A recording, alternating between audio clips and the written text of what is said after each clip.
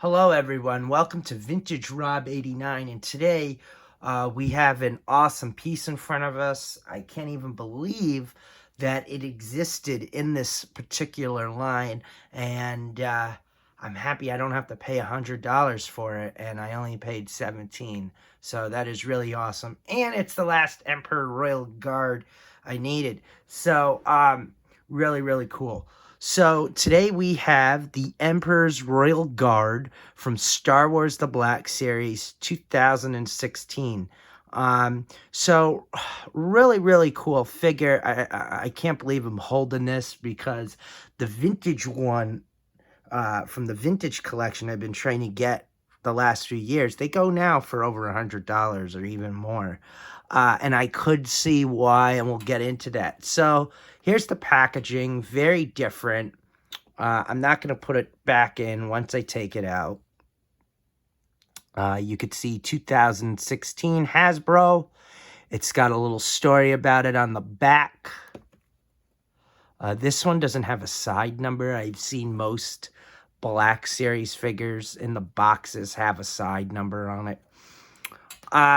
But yeah, so what you get with this is you get the Jedi staff, you get the Crimson Tide staff from the Dark Horse comics and the pistol from there, and the shoulder pads and the helmet as well. You could say Revenge of the Sith because he does have a pistol and Revenge of the Sith, but I don't look at this as a Revenge of the Sith Emperor's Royal Guard. I look at this more as a Jedi and Crimson Tide Emperor's Royal Guard from the comic book series, which is actually an excellent comic book series. I've only read chapter 2 of it. There's a chapter 1, chapter 2, and chapter 3. I think they've only made up to a chapter 3, which I gotta finish off, and obviously the first series, which I don't have at all. But the second chapter of it, part 2, is amazing. So really good comic book story. But going back to the figure, I'm spinning it around for you guys again.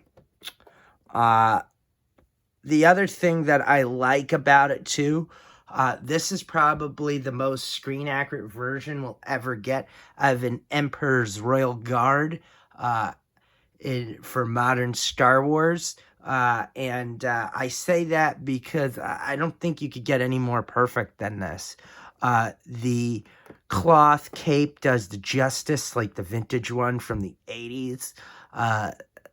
These accessories I think are as screen accurate as you can get, or sketch accurate according to the comic book, but I don't think it should be any more perfect than this. I think this is overall where we should be at with the Emperor's Royal Guard.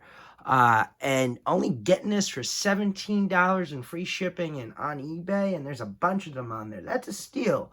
And also, instead of paying $100, I don't feel bad opening it. But in part 2, we're gonna look at the evolution of the Emperor's Royal Guard. We're gonna start at the 1983 version, and then we're gonna go to the Power of the Force 2 version, and then we're gonna look at this one. So it's definitely evolved over the years, but it's been one of those figures is just like the improvements have been amazing.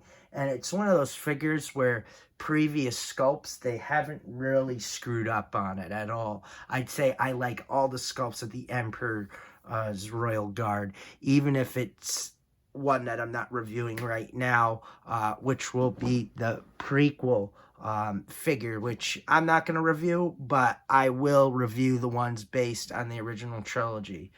So what I'm trying to say is this is probably one, if not the only figure in the entire Star Wars run that I've actually liked, because each upgrade that they've come out with has been excellent. So that being said, we're going to go to part 2, and you could also see why people always want these, because this is a cool figure. Anyway, see you in the next video. Bye-bye.